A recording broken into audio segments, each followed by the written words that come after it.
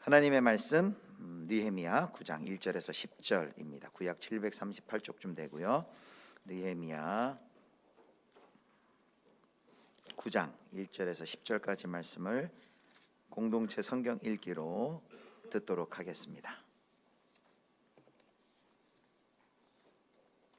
제9장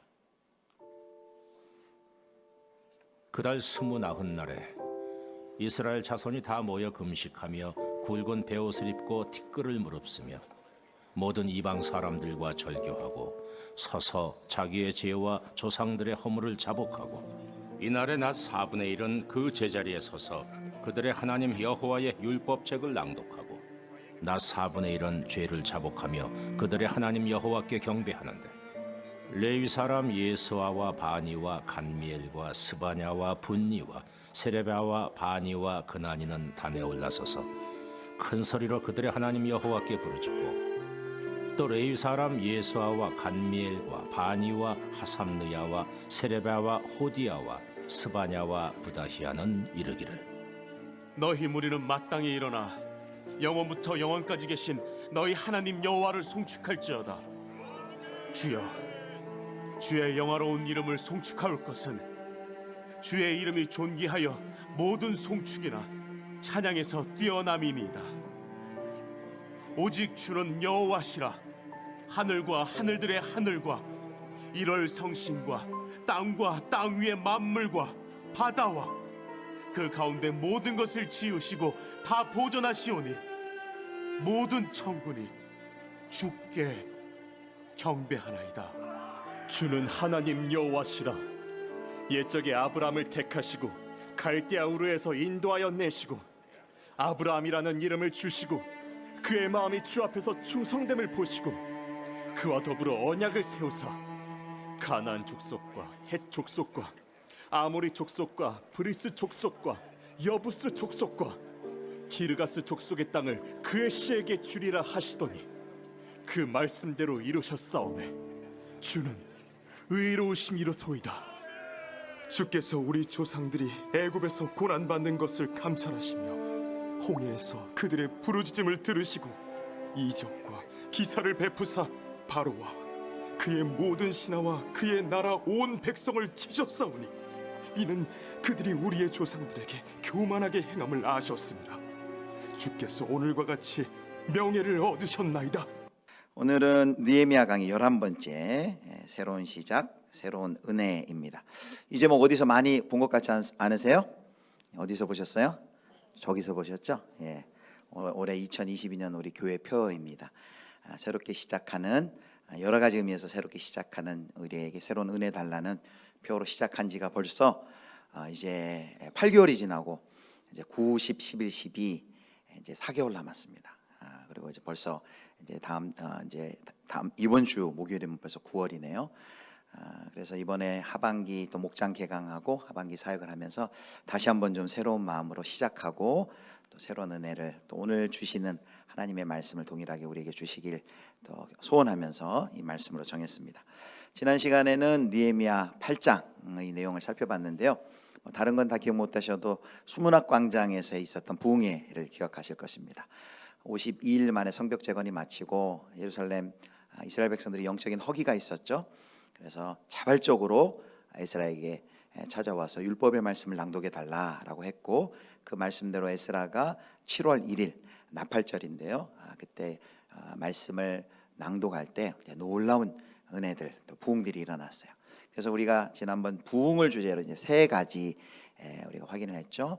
그래서 첫 번째로 말씀 앞에 부흥의 조건, 그러니까 진정한 부흥은 말씀 앞에 설 때 이루어진다, 시작된다는 거 알아봤고, 그다음에 또 말씀 앞에 설 때 회개의 역사가 일어났던 것 보게 되죠.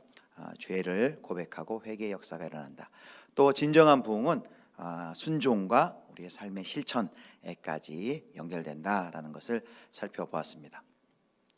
이제 오늘 9장인데요. 9장에는 이 부흥의 역사가 계속 지속되면서 더 심화되는 것을 우리가 확인할 수 있습니다. 자, 한번 볼까요? 1절과 2절 말씀을 보겠습니다. 1절, 2절 제가 읽겠습니다. 그달 29날에 이스라엘 자손이 다 모여 금식하며 굵은 베옷을 입고 티끌을 무릅쓰며 모든 이방 사람들과 절교하고 서서 자기의 죄와 조상들의 허물을 자복하고. 아멘. 이스라엘 자손들이 다 모였는데 날짜가 그달 20 뭐 이런 표현 요즘 잘 안 쓰는데, 그 달이라는 것은 7월이에요. 7월 24일에 이스라엘 자손들이 다시 모였어요. 그러니까 복습에 보면 7월 1일에 나팔절로 그때 숨락 광장에 모여서 다 같이 하나님의 율법의 말씀을 듣고, 7월 10일은 대속죄일이고, 그리고 초막절을 바로 7월 15일부터 일주일 21일까지 지켰어요. 그리고 8장 28절에 나온 것처럼 성의 마지막 그 이튿날 8일째는 성회로 지키고, 그리고 모든 것이 마친 다음에 초막절 행사가 마치고 하루를 쉬고, 그러면 7월 23 쉬고, 그 다음날 7월 24일이 되었는데 또 백성들이 다 끝났는데 또 모인 거예요. 그걸로는 부족했는지 다시 모여서 그들이 뭘 했습니까? 1절을 보면은 여기 금식했고 굵은 베옷을 입었고 티끌을 무릅썼어요.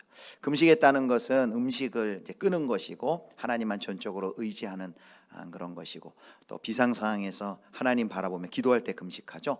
또 굵은 베옷을 입은 것, 티끌을 무릅쓴 거 모두 다 참회하고 하나님 앞에 회개하는 그런 태도입니다. 자, 그들의 회개가 얼마나 또 간절했는지 자기 자신만 위해서 기도하지 않고 2절 하반절에 보면 조상들의 허물까지도, 조상들의 죄까지도 함께 기도한 것을 볼 수 있습니다. 또 죄만 위해 기도한 게 아니라 2절에 보면 이방 사람, 모든 이방 사람들과 절교했다. 우리가 지난 8장에도 살펴보았지만 회개할 때 구체적인 삶으로서의 실천과 순종이 역시 9장에 동일하게 나타나는 것을 볼 수 있습니다. 무엇이 이토록 초막절 절기까지도 아주 성대하게 잘 순종해서 지켰는데 끝나고 하루 쉬고 또 바로 이렇게 모여서 또 금식하고 회개하고 이렇게 기도하는 이런 일을 이스라엘 백성들이 했을까요? 무슨 이유 때문에, 무엇이 그들을 그렇게 만들었을까요? 그것은 아무래도 그들이 들었던 하나님의 말씀 때문일 겁니다. 자, 8장 18절을 보겠습니다. 8장 18절. 자, 우리 18절 같이 읽겠습니다. 시작. 에스라는 첫날부터 끝날까지 날마다 하나님의 율법책을 낭독하고 무리가 이래 동안 절기를 지키고 여덟째 날에 규례를 따라 성회를 열었느니라. 아멘. 이제 초막절을 지킨 그 이야기가 나오는데, 거기 초막절 진행되는 7일 동안 어떤 일이 있었냐면 에스라가 첫날부터 끝날까지 하나님의 말씀 율법책을 낭독했어요. 그러니까 초막절 지키면서도 그들은 그 율법의 말씀을 또 들은 거예요. 결국 이 하나님의 말씀을 들을 때마다 그 말씀이 어떤 역할을 한다 그랬어요? 거울의 역할을 해서 자기의 모습을 비치고, 내가 말씀이 지시하는 대로 내가 살고 있지 못하는구나, 말씀이 말하는 대로 내가 불순종했구나라는 걸 깨닫고 이렇게 회개하고 또 금식하는 것입니다. 이들이 얼마나 말씀을 향한 갈망이 간절하냐면요, 3절에 보면 오늘 그렇게 하루 쉬고 또 모였는데 그 모였을 때도 또 말씀을 읽습니다. 자, 3절을 보겠습니다. 우리 3절 말씀. 자, 우리 호산나 찬양대가 한번 읽어주세요. 시작. 낮 4분의 1은 그 제자리에 서서 그들의 하나님 여호와의 율법책을 낭독하고 낮 4분의 1은 죄를 자복하며 그들의 하나님 여호와께 경배하는데. 아멘. 낮 4분질이라는 것은 3시간입니다. 3시간 동안은 율법의 말씀을 읽고 또 3시간 동안은 그 말씀에 비추어서 하나님께 회개하고 기도하는 이런 부흥이 계속해서 있었던 것이죠. 이 백성들이 얼마나 말씀에 대한 갈급함이 있는지, 그 얼마나 말씀을 사랑하는지, 얼마나 말씀에 대한 열정을 가지고 있는지 우리는 어렵지 않게 확인해 볼 수 있습니다. 그런데 9장 1절에서 3절까지를 보면요, 8장하고 이야기가 비슷해요. 8장에서 뭐라 그랬습니까? 말씀 앞에 서는 것이 붕의 시작이다 그랬고, 그리고 말씀 앞에 설 때 회개의 역사가 나타난다 그랬고, 그리고 진정한 붕은 삶의 변화가 일어난다 그랬는데 9장 1절에서 3절까지도 똑같아요. 계속해서 말씀을 읽고, 말씀을 읽을 때 회개의 역사가 나타나고, 회개할 때 삶의 변화가 나타나는 말씀, 회개, 변화된 삶, 이 3가지 주제가 똑같이 나오는 거예요. 근데 저는 그래서 지난 주간 이 설교를 준비하다가 당황스러웠어요. 설교를 이번 주 해야 되는데 지난주하고 똑같은 메시지인 거예요. 아니, 하나님 어떻게 하죠? 이 메시지를 똑같이 이렇게 해야 되나요? 이 걱정이 되는 거예요. 근데 그런 걱정하고 이걸 어떻게 다르게 전해볼 수 있을까 하다가 제 마음 가운데 제 마음 가운데 이런 감동이 있었어요. 야, 너 똑같은 말씀이라 하는데 너 정말 너는 이렇게 말씀을 사모하고 있냐? 그리고 예수비전교회는 정말 이런 말씀 앞에 지금 서 있니?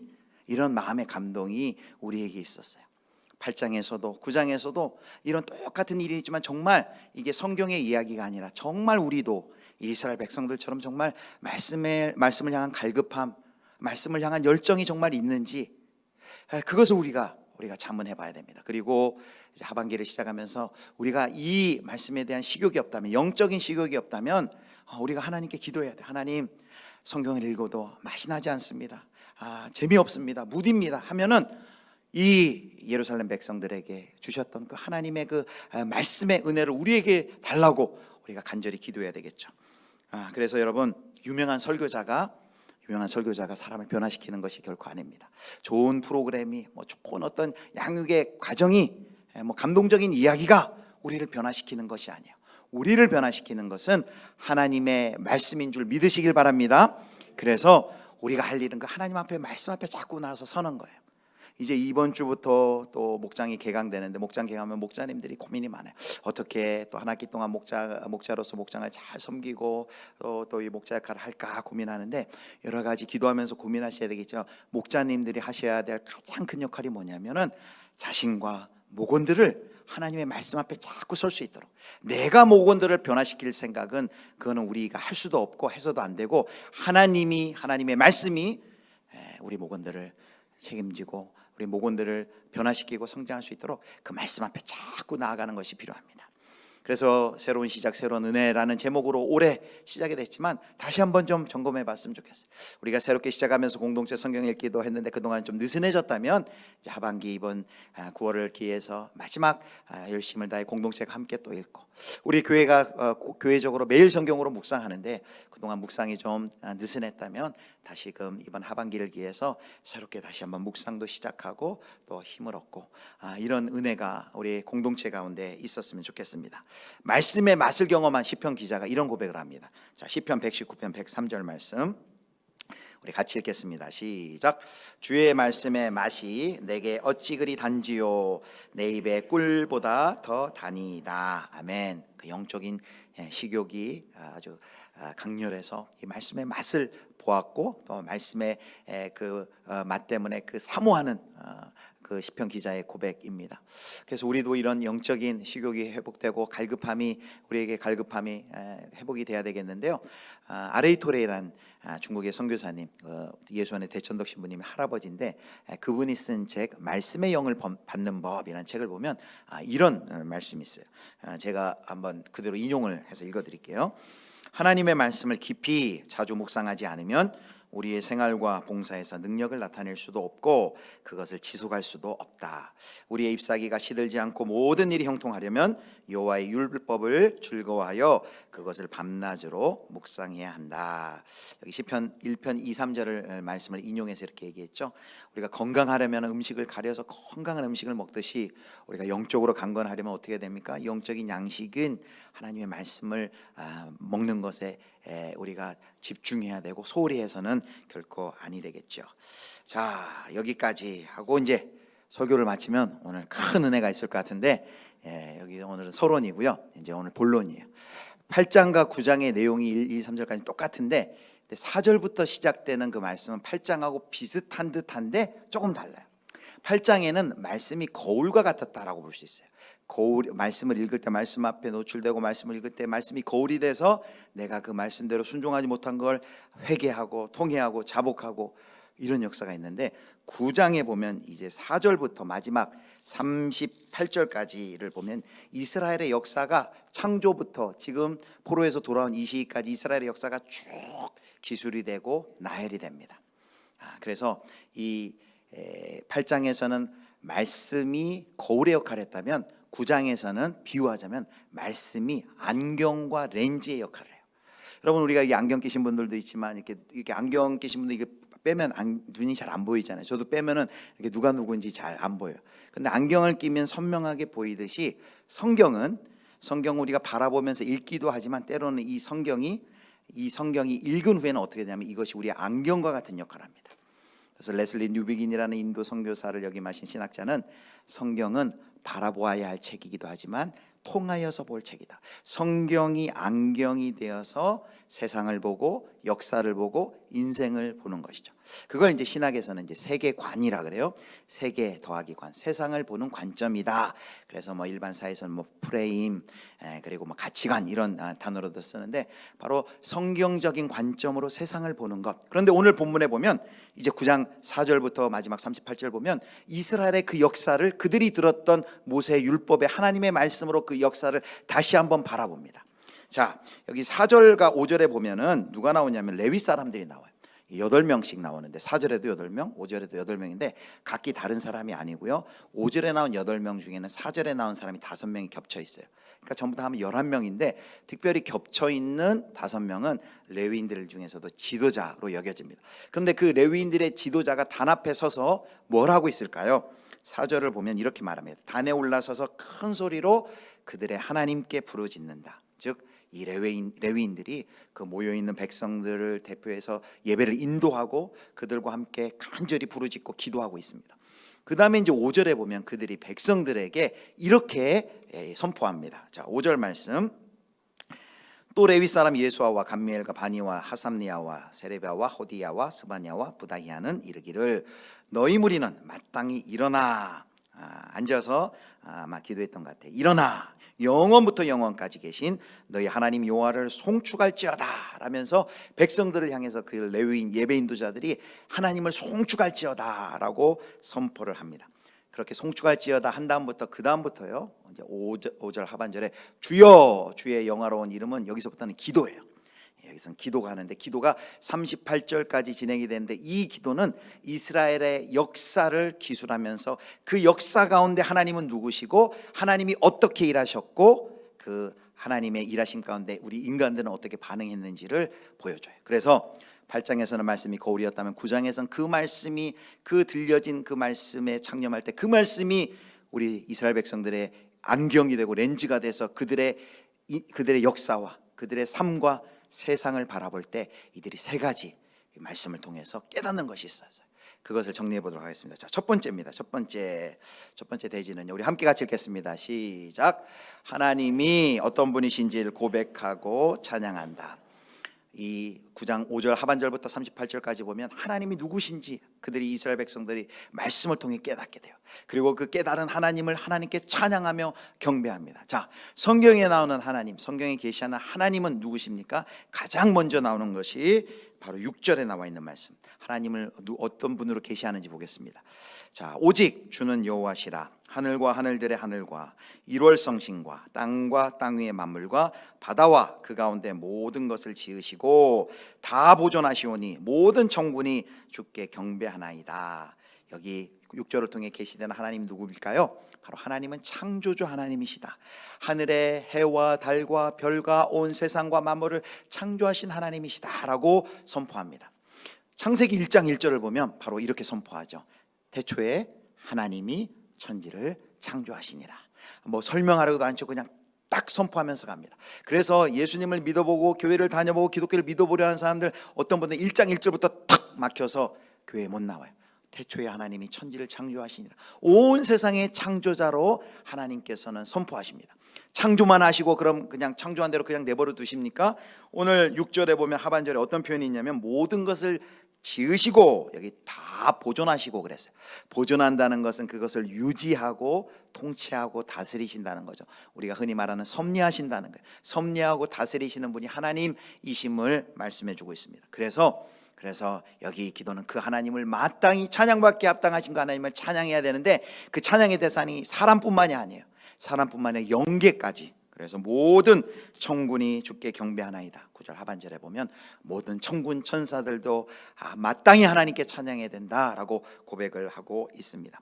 첫 번째, 이 말씀을 통해 이스라엘이 다시 한번 확인한 그 이스라엘의 하나님은 누굽니까? 창조주 하나님이라는 것이죠. 자, 창조기사 후에 두 번째는 창세기 11장에 나와 있는 12장에 나와 있는 그 아브라함을 부르신 사건을 기술합니다. 자, 7절 말씀 보겠습니다. 우리 7절 말씀 우리 남자 성도님들이 7절 같이 읽어주세요. 시작. 주는 하나님 여호와시라. 아브라함을 택하시고 인도하여 내시고 이름을 주시고. 아멘. 하나님께서 아브라함을 부르셨죠. 본토와 고향과 친척과 아비집을 떠나 내가 내게 지시할 땅으로 가라. 아주 평범한 사람이에요. 우리가 믿음의 조상이니까 훌륭한 사람 중에 고르고 뽑았구나. 아니요. 강 저편에서 우상 숭배하던, 그리고 소망 없던, 아내 사라의 경수가 끊어진, 이세를 낳을 수 없는 그런 소망 없는 아브라함을 불러서 그를 복 주시고 하나님을 신뢰하게 도와주시고 그를 축복하셔서 열방의 축복의 통로가 되도록 그를 부르시는 사건이 바로 창세기 12장 아브라함을 부르신 사건이에요. 그래서 아브라함을 불러서 약속을 하시죠. 그 이야기가 이제 8절에도 나오는데, 자, 아브라함과 그 후 이야기입니다.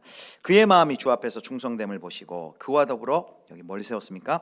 언약을 세우사 하늘의 별과 같이 땅의 티끌과 같이 많은 후손과 땅을 약속하셨죠. 가나안 족속과 헷 족속과 아모리 족속과 브리스 족속과 여부스 족속과 기르가스 족속의 땅을, 가나안 땅이죠. 그 땅을 주리라 약속하셨어요. 그의 씨에게 주리라 하시더니, 여기 그의 씨라는 것은 구속사적으로 예수 그리스도까지 연결이 되는 거예요. 그 말씀대로 이루셨사오매 주는 의로우심이로소이다.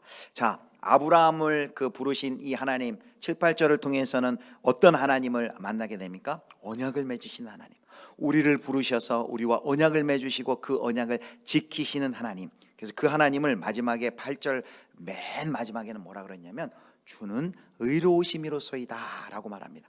의로우신 하나님, 하나님은 사람과 언약을 세우시고 언약을 지키시는, 인간은 어떻게 반역하고 하나님을 배반할지라도 인간의 어떠한 반역에도 불구하고 그 언약을 끝까지 지키시는 의로우신 하나님이십니다 라고 고백을 하고 있습니다.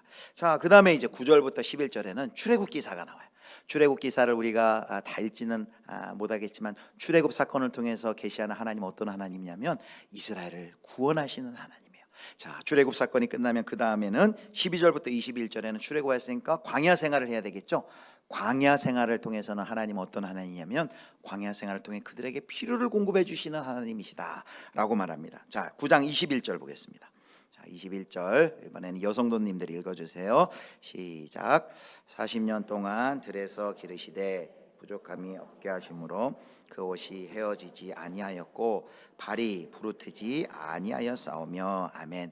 40년 동안 그 광야, 그 뜨거운 낮이 얼마나 뜨겁습니까? 밤에 얼마나 춥습니까? 낮에는 구름 기둥, 밤에는 불 기둥으로 그들을 보호하시고, 그래서 그 모습을 옷이 헤어지지 않고 발이 부르트지 않도록 그들을 보호하여 주시고 그들의 필요를 공급하시는 하나님이시다라고 이렇게 이야기를 합니다. 그래서 하나님께서 이 이스라엘의 역사를 가만히 보니까 이스라엘의 역사를 볼 때 그 하나님의 신실하심의 이야기예요. 하나님이 그 이스라엘 백성들 조상들에게 역사 가운데 그들에게 얼마나 어떤 은혜를 베푸시고 얼마나 신실하셨는지를 보여주는 이야기가 바로 지금 9장 5절부터 진행되고 있는 이스라엘의 역사라는 것이죠. 사랑하는 성도 여러분, 하나님의, 우리가 성경을 통해 누구를 뭘 깨닫습니까? 하나님이 누구신지 깨달아요. 읽은 것처럼 하나님은 창조주시고 하나님은 지금도 온 세상을 섭리하시고 다스리고 보존하시는 분이시고 하나님은 우리와 약속을 맺으시고 그 약속을 끝까지 지키시는 분이시고, 그래서 우리가 다시 오실 예수 그리스도를 기다리는 것은 바로 그 하나님의 신실한 약속을 믿기 때문에, 신뢰하기 때문에 기다리는 것 아닙니까? 그리고 구원해 주시는 하나님이시고, 그리고 그 하나님은 우리 모든 인류, 우리 하나님의 백성들의 필요를 공급해 주시는 하나님이시다. 우리가 성경을 읽을 때마다 그 하나님을 만나는 것이죠. 그리고 그 하나님을 만날 때 우리의 반응은 무엇입니까? 이스라엘 백성들처럼 찬양하고 경배하는 거예요. 그래서 5절 하반절에 보면 주여 주의 영화로운 이름을 송축할 것은 주의 이름이 존귀하여 모든 송축이나 찬양에서 뛰어남이니이다 라면서 레위인과 그리고 이스라엘 백성들이 하나님을 송축하며 찬양하는 것을 볼 수 있습니다. 우리가 첫 번째가 하나님이 누구신지 알고 그를 찬양한다 했는데, 사랑하는 성도 여러분, 그러므로 여러분 이 우리가 말씀 앞에 설 때, 그리고 그 말씀을 통해 하나님을 만날 때 그 하나님이 첫 번째로 확인해 볼 것은 그 하나님의 그 신실한 이야기가, 그 하나님의 신실하신 성품이 내 삶 가운데서도 발견할 수 있느냐라는 것이죠.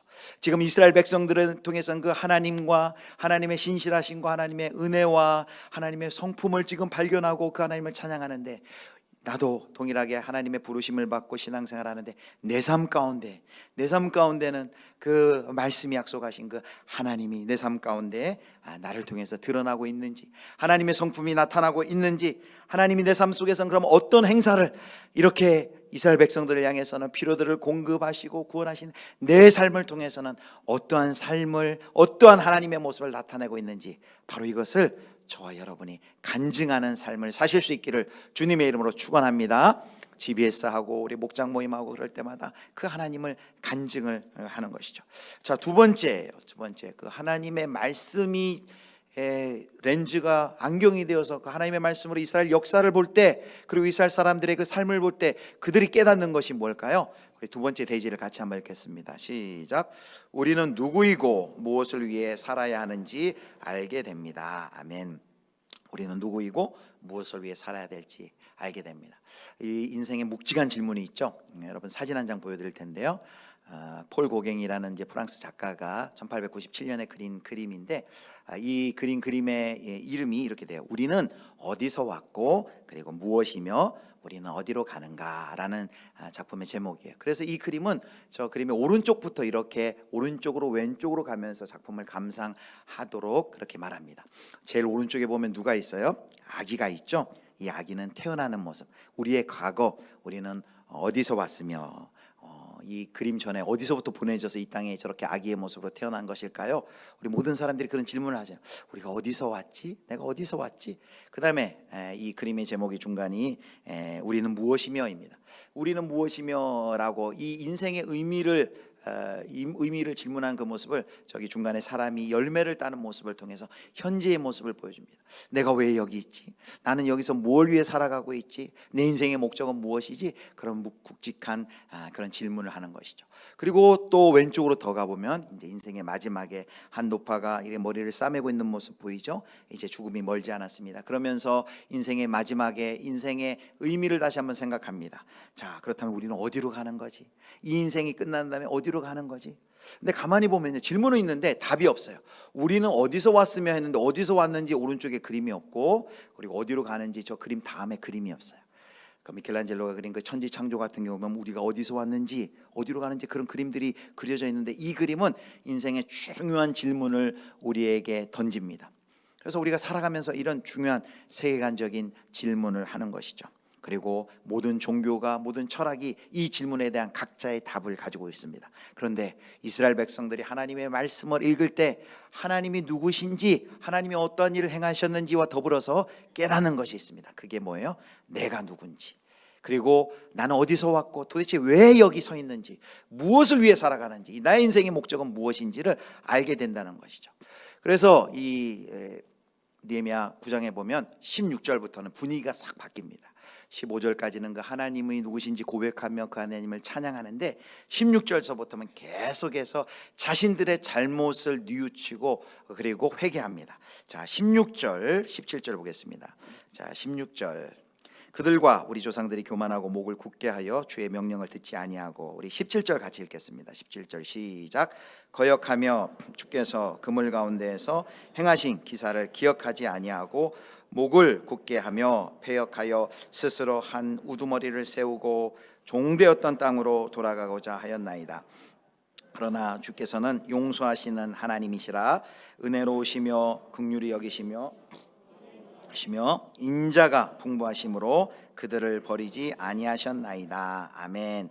이제 12절부터 21절까지는 광야 생활에 대해서 설명을 해요. 그리고 22절부터는 31절까지는 이제 가나안 땅에 들어와서의 생활을 묘사를 하는데, 여기 16, 17절은 그 광야 생활하면서 이스라엘 백성들이 얼마나 반역하고 불순종했는지를 여기 나타내주고 있습니다. 교만하고 목을 굳게 하며 패역하여 스스로 한 우두머리를 세우고 종되었던 땅으로 다시 돌아가자, 애굽으로 돌아가자, 막 이런 반역들이 막 있었죠. 우리가 잘 압니다. 그리고 심지어는 어떤 역사가 있었는가? 18절을 보면은 18절에 보면 금송아지 사건이 나와요. 그들이 자기들을 위하여 송아지를 부어 만들고라고 18절에 말합니다. 그것은 하나님을 크게 모독한 사건이다라고 말합니다. 여러분, 말씀을 통해 이스라엘의 역사를 그들이 안경이 되어서 보니까 그들이 깨달은 게 뭐야? 우리는 죄인이다라는 거. 우리는 어쩔 수 없이 죄만 짓고 하나님을 반역하고 하나님께 불순종하고 우리가 우리 스스로 높아지려 했던 우리는 죄인입니다. 우리는 원래 누구냐면 하나님과 언약을 맺은 언약 백성이고 하나님의 말씀에 순종하며 살아야 하는 존재들인데, 하나님을 반역하고 불순종하고 배신하는 그런 언약을 저버린 사람들, 언약을 잊어버린 사람들입니다라고 말하고 있습니다. 자, 그들의 가나안 땅에 들어가서도 그 죄악은 여전했어요. 자, 26절에 보면 가나안 땅에서의 죄를 이렇게 얘기합니다. 그들은 순종하지 아니하고 주를 거역하며 주의 율법을 등지고 주께로 돌아오기를 권면하는 선지자들을 죽여 주를 심히 모독하였나이다. 이스라엘 북왕국, 이스라엘 남왕국, 유다의 역사가 그거였죠. 순종하지 않고 주를 거역하며 주의 율법을 등지고 그리고 선지자를 다 죽이고, 그 결과가 722년 아수르에게 망하고 586년 남왕국 유다가 멸망당한 것, 바로 그 심판의 결과가 아니겠습니까? 하나님은 여전히 성실하시고 꾸준히 그들을 인도하시고 신실하시고 은혜를 베품에도 불구하고 이스라엘은 계속해서 죄를 짓습니다. 그들에겐 구원자가 필요해요. 바로 그들이 하나님의 언약 백성으로 하나님의 말씀대로 순종하며 살아가야 할 백성들인데, 하나님께 죄를 짓고 불순종하는 모습이 바로 그들의 모습인데, 그것을 발견한 것이죠. 자, 그렇다면 이제 마지막입니다. 말씀을 통해 하나님이 누구시고 또 하나님이 어떤 분이시고 어떻게 일하고 계시고 그 하나님의 언약 백성에는 우리는 어떻게 살아야 되는데 그렇게 살지 못한 죄를 회개했다면, 그럼 마지막 단계는 뭘까요? 마지막 회개했다면, 그렇다면 마지막은 뭘까요? 그들이 말씀을 통해 깨달은 것이 있습니다. 자, 결단한 것이 있습니다. 세 번째 대지를 읽겠습니다. 자, 우리 같이 읽겠습니다. 시작. 다시 하나님의 백성답게 살겠다고 결단합니다. 아멘. 자, 이제 마지막 32절에 보면 그들이 하나님의 어떤 성품을 의지해서 하나님께 간구합니다. 자, 32절 보겠습니다. 32절. 우리 하나님이여, 광대하시고 능하시고 두려우시며 언약과 인자하심을 지키시는 하나님이여, 우리와 우리 왕들과 방백들과 제사장들과 선지자들과 조상들과 주의 모든 백성이 아수르 왕들의 때로부터 오늘까지 당한 모든 환난을 이제 작게 여기지 마옵소서. 여기 아수르 왕 나오고 또 환난이라는데 나라가 망했죠. 불순종한 결과 나라가 망했고 포로로 끌려갔다 포로로 다시 돌아왔습니다. 그런데 그 일을 환난을 작게 여기지 마시고 우리를 용서해 달라고 하는데, 그럼 어느 하나님께요? 하나님의 어느 성품을 의지하여 나아갑니까? 32절 다시 한번 보여주세요. 거기 초반에 보면 하나님이여 광대하시고 능하시고 두려워하시며, 그 다음에 이게 중요해요. 언약과 인자하심을 지키시는 하나님이요. 하나님 택한 백성들과 한 그 언약을 인간의 그 반역에도 불구하고 끝까지 지키시는 그 언약에 신실하신 그 인자하신 사랑의 하나님을 의지하여서 그가 회개하며 이스라엘 백성들이 여기 나아가고 있는 것입니다. 그렇게 하면서 마지막 오늘 본문 38절에 마지막 이런 결단과 그리고 이런 각오를 해요. 자, 38절. 자, 우리 힘있게 38절 말씀 우리 같이 한번 읽겠습니다. 시작. 우리가 이 모든 일로 말미암아 이제 견고한 언약을 세워 기록하고 우리의 방백들과 레위 사람들과 제사장들이 다 임봉하나이다 하였느니라. 아멘. 여기 새롭게 언약을 갱신하는 모습이 나요. 그 언약을 갱신하고 여기 임봉하는데, 여기 임봉이라는 건 사인하고 그리고 도장을 찍고 봉해버리는 것이죠. 다시금 거기다 수정하지 못하도록. 그리고 10장에 보면 다음 주에 살펴볼 10장에는 그 임봉한 사람들의 명단이 쫙 나옵니다. 여러분, 느헤미야 8장, 9장, 10장은 결국 영적인 재건을 하는 이야기인데요. 8장에서는 말씀이 선포되고 9장에서는 회개하고 10장에서는 그 언약을 갱신하는 이야기가 이렇게 쭉 펼쳐지는데, 바로 오늘 그 이스라엘의 그 역사를 다시 한번 이스라엘의 그 세상과 이스라엘의 역사와 이스라엘 사람들의 그 살았던 그 모습을 하나님의 율법의 말씀으로 관점에 볼 때 하나님이 누구신지 알게 됐고, 그러나 그렇게 살지 못한 자기 자신들의 연약함을 깨닫고 회개하고, 이제 하나님 우리는 그렇게 살지 않겠습니다, 하나님의 백성답게 살겠습니다 라고 결단하고 마지막 38절에 이제 임봉하고 영적인 갱신을 하는 자리에 나아갑니다. 사랑하는 성도 여러분, 말씀을 이제 맺도록 하겠습니다. 오늘 지난 8절과 9절에 우리가 첫 번째로 확인해야 되는 건 이스라엘 백성들의 그 말씀 앞에 서는 태도예요. 말씀을 향한 그 갈급함에, 말씀을 향한 그 허기, 그것이 있다는 거예요. 우리도 이 말씀을 보면서 우리에게는 이 말씀을 사랑하고 열정 있고 말씀을 향한 이런 갈급한 영적인 식욕이 있는지를 우리가 확인해야 됩니다. 그것이 없다면 우리가 다시 한번 기도해야 돼요. 아까 말씀의 영을 받는 법이라는 책에서 인용한 것처럼 날마다 그 말씀이 우리에게 힘이 되고, 말씀을 읽지 않고 말씀에 의지하지 않고는 하나님과 동행할 수 없다면 그 말씀을 우리가 먹어야 되는데, 말씀에 맛이 없다면 우리가 같이 기도해야 되는 거죠. 공동체가 하나님, 우리 공동체에도, 나 개인에게도, 우리 목장에도 하나님께서 말씀의 단맛을 하나님 일깨워 주시옵소서. 이런 말씀이 새롭게 맛보아지는 은혜가 우리 모든 예수비전교회 공동체 가운데 가을에 있기를 간절히 소망합니다. 또 그렇게 말씀을 읽을 때 말씀이 거울일 뿐만 아니라 말씀이 안경이 되는 거예요. 이제 그 말씀에 안경을 낀 사람들은 그 세상을 보고 인생을 보고 그리고 일상을 바라보고 전공을 바라보고 우리에게 맡겨진 사명을 바라보게 됩니다. 그리고 어떻게 하는 것이 하나님의 뜻인 것인지 그 말씀이 기준이 되어서 그 말씀을 따라서 우리가 순종하며 나아가는 것이죠. 자, 세 가지 마지막 정리하겠습니다. 자, 첫 번째, 하나님의 말씀이 안경이 되어서 온 세상과 역사와 인생을 바라볼 때 우리가 뭘 깨닫습니까? 첫 번째 같이 읽겠습니다. 1, 시작. 하나님이 어떤 분이신지 고백하고 찬양합니다. 사랑하는 성도 여러분, 말씀을 통해 하나님을 계속해서 알아가시기를 원합니다. 그 말씀을 통해 하나님을 만날 때 그 하나님을 찬양하고 경배가 끊이지 않을 것입니다. 자, 두 번째 읽겠습니다. 시작. 우리는 누구이고 무엇을 위해 살아야 하는지 알게 됩니다. 여러분, 모든 세상의 종교와 철학과 모든 세상의 심지어 이야기, 영화도 마찬가지, 세상의 소설과 이야기도 이야기를 해요. 우리는 누구이고 무엇을 위해 살아가는지, 어디로 가는지 이야기합니다. 그러나 우리의 성도의 그리스도인들의 삶의 기준, 그리스도인들의 삶의 목적과 의미는 어디에서 찾아야 될까요?